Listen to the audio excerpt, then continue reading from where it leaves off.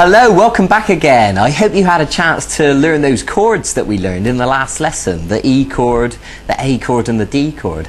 And I hope you at least had a chance to practice strumming them and swapping from one chord to the other. Now what I'm going to show you today is a way of strumming with the plectrum which will make your playing sound much more interesting. Because here's the thing, when people first learn guitar, usually they just strum downwards with the plectrum like this.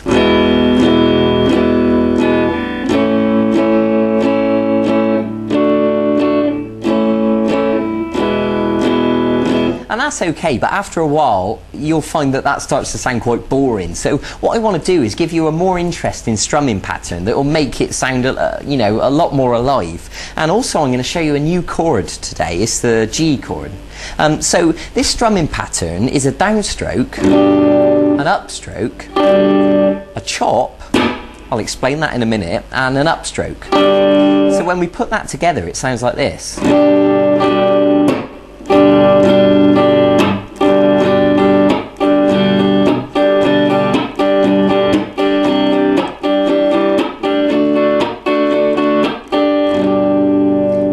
And you can see that it gives it a more interesting sound because the chop is quite percussive. To me it sounds a little bit like a drum kit when the drummer hits the snare, especially if you're the sort of person that might be busking on your own or playing acoustic guitar. Then it's really going to be useful for you to get used to this strumming pattern, and it will make your playing sound much better.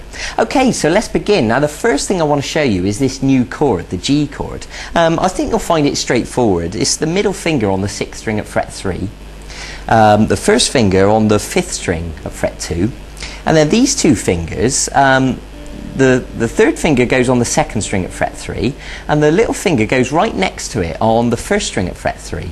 So if you just want to look at that chord diagram next to me just to clarify what those notes are, and you're going to use the plectrum to strum all the strings. Now you should know by now, if you remember me telling you in the last lesson, that you should be arching these fingers up and there should be plenty of space underneath, and you should be holding down with lots of pressure, and the back of the finger shouldn't be accidentally touching the string behind it, so that when you strum all the notes it should sound like this. Nice and clean and clear. So if you need to practice that for a second, by all means pause the video and just make sure you got that right. So this strumming pattern, so we're going to strum downwards and then upwards, and then we're going to do this chop. Right, so let me explain that now. Now what the chop is we're going to use the palm of our hand to touch all the strings like this. And what happens is our hand comes, the palm touches all the strings, and then the plectrum follows through, but because we're touching the strings all the notes are muted like that.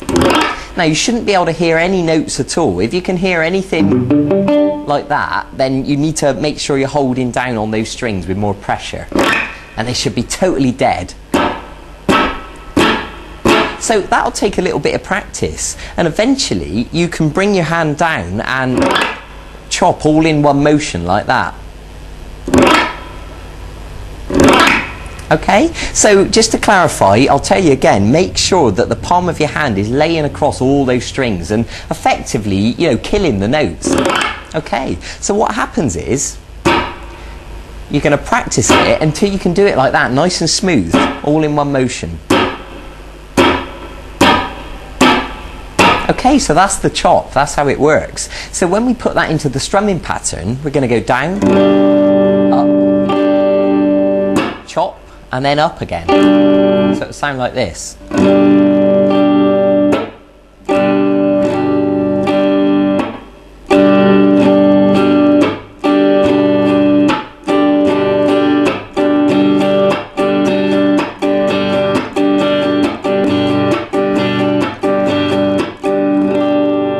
Okay, now it's easier said than done. I expect that'll take you quite a bit of time to practice that. I mean, I know it takes my students quite a while before they really get the hang of it. So that's brilliant. So go easy on yourself. Don't give yourself any pressure to be able to play that straight away.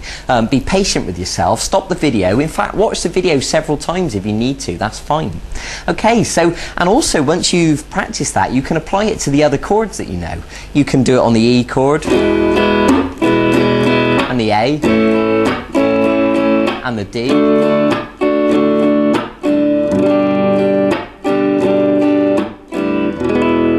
And you're at a stage now that you can start experimenting with these chords, and you can begin to, you know, create your own sequences and start writing your own songs. And as you learn more and more chords, then you'll be able to write more and more interesting songs. Okay, so that's what I want you to do. I want you to practice the G chord as well as practicing the 3 other chords that we learned before. And I want you to practice that strumming pattern, the down, up, chop, up. And go and get on with that and really dedicate yourself to it. You know, make sure you can really do it smoothly. Okay, and I'll see you in a few days for the next segment of this e-course. We're going to learn something a little bit different. We're going to move away from chords and we're going to learn what's called the blues scale. And I'm going to begin to teach you how to improvise. So it's all going to get more exciting from here on in.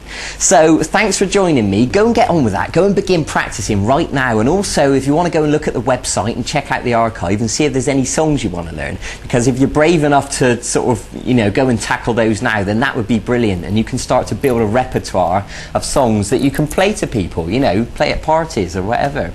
So, thanks for joining me. I'll see you in a few days for the next segment of this course. Bye-bye.